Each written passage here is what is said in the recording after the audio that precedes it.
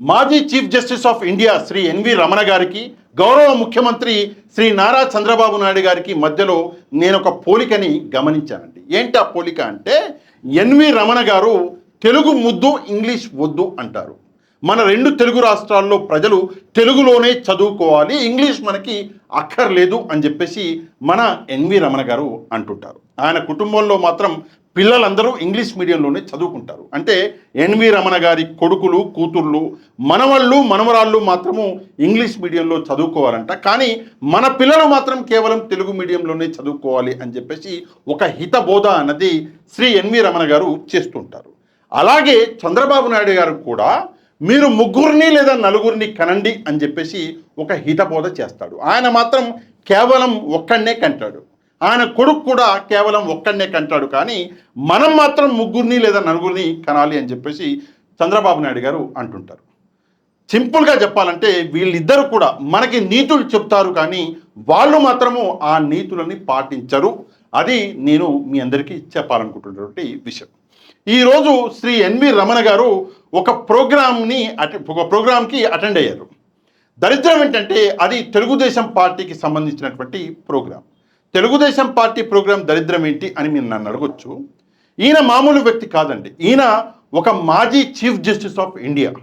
Chief justice of ఇండియాగా పనిచేసిన వ్యక్తికి ఒక గౌరవం, ఒక హోదా అన్నది ఉంటుంది. ఆ వ్యక్తి ఎప్పుడు కూడా ఒకవైపు టిల్ట్ అయ్యి కనిపించకూడదు. ఆయన ఎప్పుడు కూడా సెంటర్లో ఉండాలి.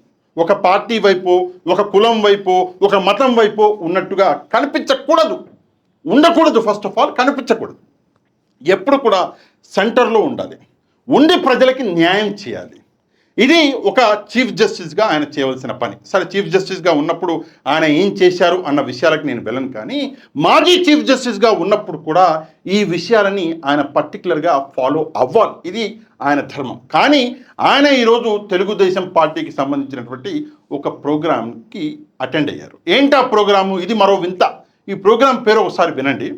ఆంధ్రప్రదేశ్ ప్రభుత్వంచే ఉత్తర అమెరికా ప్రత్యేక ప్రతినిధిగా నియమితులైన శ్రీ జయరాం కోమటి గారికి ఆత్మీయ అభినందన సభ.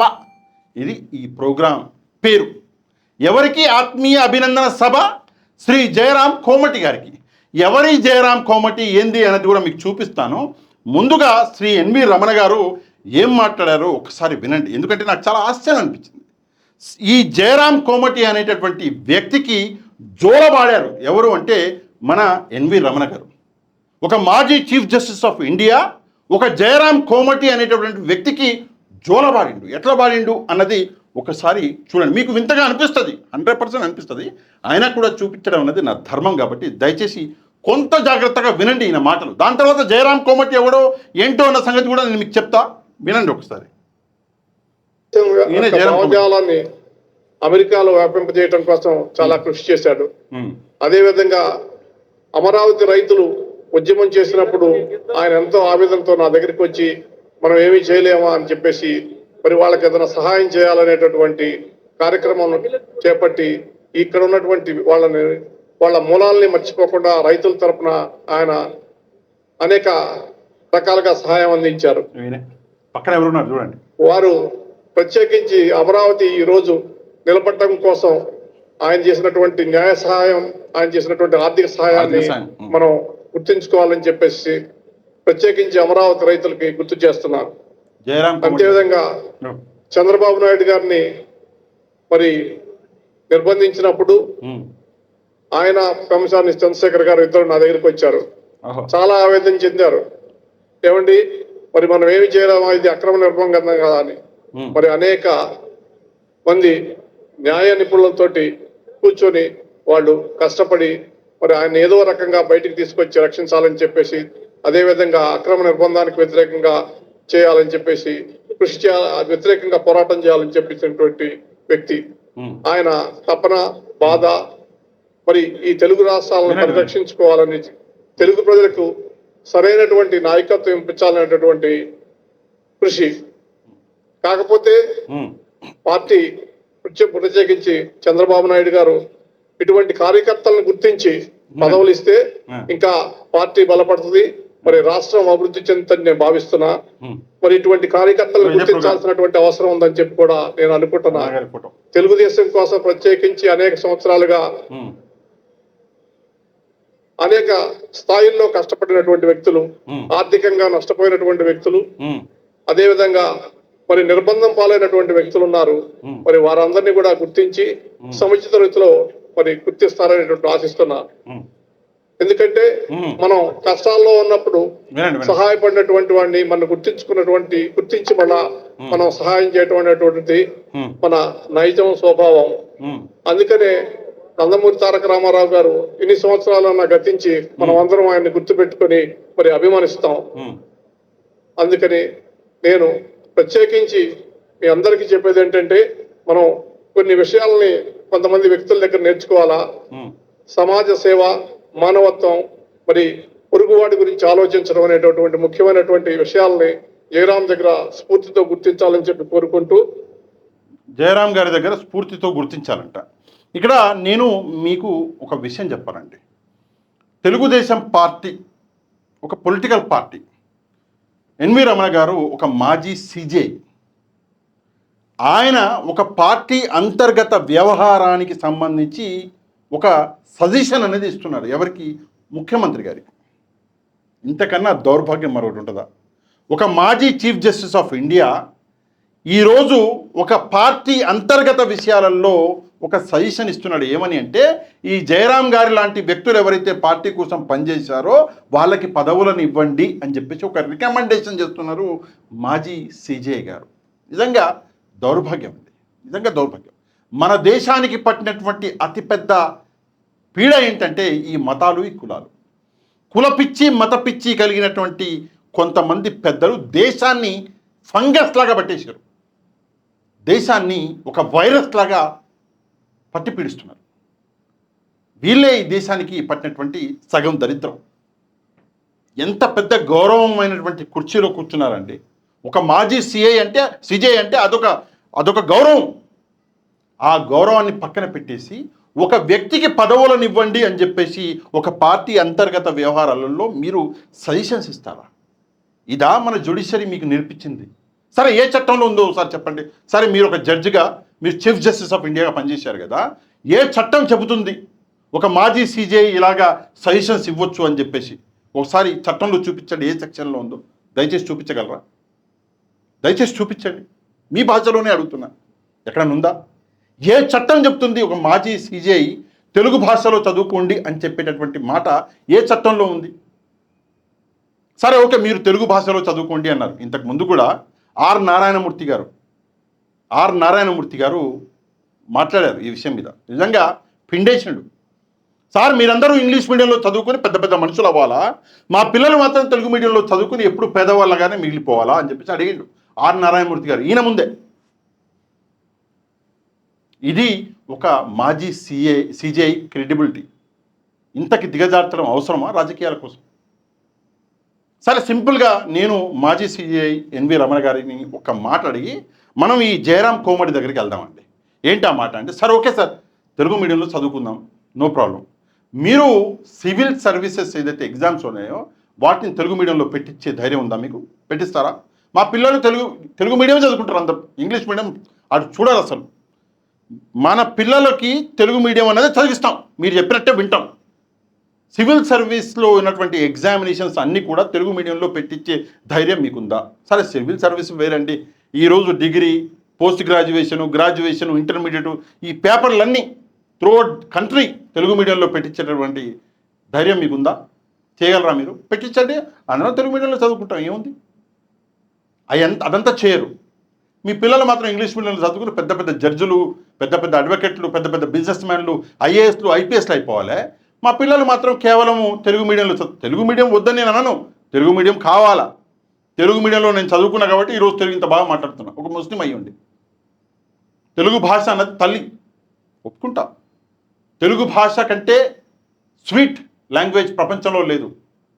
తెలుగు భాష అన్నది భారతదేశంలో కాదు, ప్రపంచంలోనే నెంబర్ 1 భాష, నేను ఒప్పుకుంటా. కానీ మీ పిల్లలు ఇంగ్లీష్ మీడియంలో చదువుకుని ముందుకు వెళ్ళిపోవాలి, మా పిల్లలు మాత్రం తెలుగు మీడియంలో చదువుకుని ఇంగ్లీష్ అర్థం కాకుండా మిగిలిపోవాలా? ఇది ఎక్కడన్యా? సరే, ఈ జయరాం గురించి మాట్లాడుకుందాం. ఒక సిజేఐ గారు వచ్చారు, ఒక పార్టీలో అంతర్గత వ్యవహారాలలో మాట్లాడుతున్నారు.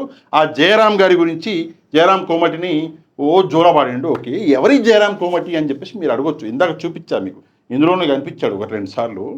ఈ జయరాం కోమటి ఎవరు అంటే, తెలుగు ప్రజల్ని, తెలుగు ఓటర్లని వెధవలు అని చెప్పేసి సర్టిఫికేట్ ఇచ్చింది కదా ఒకప్పుడు.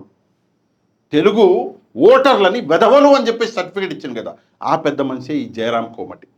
చూపిస్తాం మీకు, చూడండి. ఇదిగో ఈ వీడియో మీరు ఫోకస్డ్గా వెళ్తేనే పని జరుగుతుంది. వినండి, మాటికి వినాలి మనం.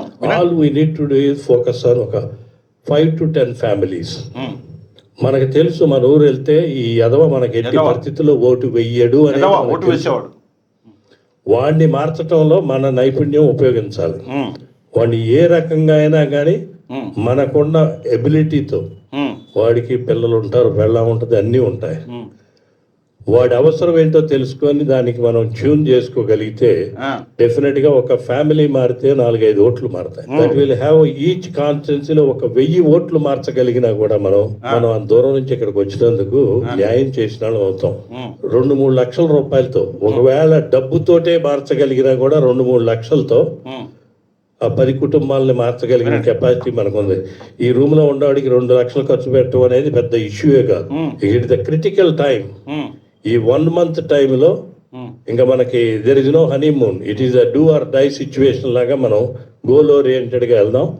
దానికి మేము అందరం సిద్ధంగా ఉన్నాం సార్ అని చెప్పేసి ఏ సార్కి చెప్పిండు కానీ, ఎన్నికలకు ముందు చెప్పినటువంటి మాట, ఓ 2-3 లక్షలు ఖర్చైనా పర్లా, ఓ 10 కుటుంబాలను మార్చేద్దాం అని చెప్పి ఓటర్లని వెధవ అని చెప్పి సర్టిఫికెట్ ఇచ్చినటువంటి వ్యక్తి ఈ వ్యక్తి. ఎలక్షన్ కమిషన్ ఆఫ్ ఇండియా లేదా ఎలక్షన్ కమిషన్ ఆఫ్ ఆంధ్రప్రదేశ్ ఏడ నిద్రపోయినాయో ఆ రోజు అర్థం కాలేదు, ఈ నాటికి నిద్రపోయే ఉన్నాయి, అది వేరే సంగతి.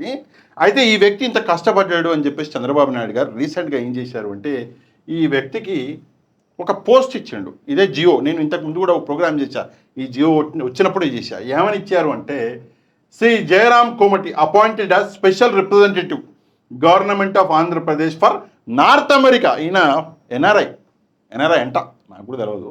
అయితే నార్త్ అమెరికా కోసం ఆంధ్రప్రదేశ్ తరఫున అపాయింట్ అయిన స్పెషల్ రిప్రజెంటేటివ్ అంటే ఈయన.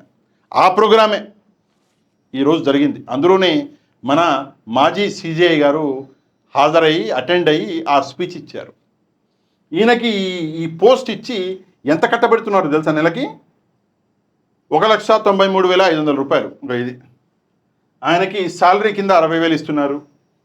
పర్సనల్ స్టాఫ్ అలవెన్సెస్, స్టాఫ్ పెట్టుకోవచ్చు నేను 33,000 ఇస్తున్నారు. అంటే ఒక పిఏని లేదా ఒక డ్రైవర్ని పెట్టుకోనికి. వెహికల్, అది 1 వెహికల్ విత్ 250 లీటర్స్ అని చెప్పేసి ఇస్తున్నారు. 250 లీటర్లు ఉండవు అమ్మ జీవితం నెలకి.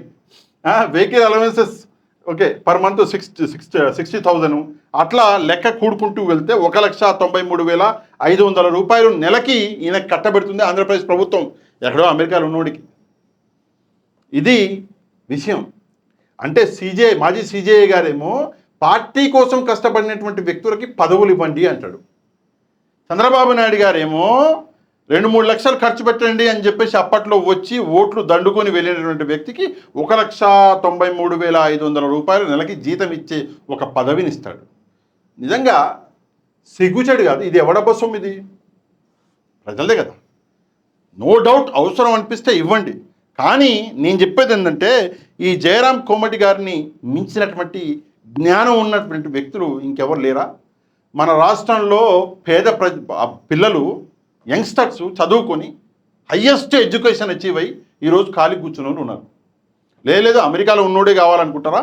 అమెరికాలో జయరాం గారిని కాదు అని కొట్టే మొగోడే లేడా ఇంకోడు? ఇంకెవరికి ఇవ్వలేరా?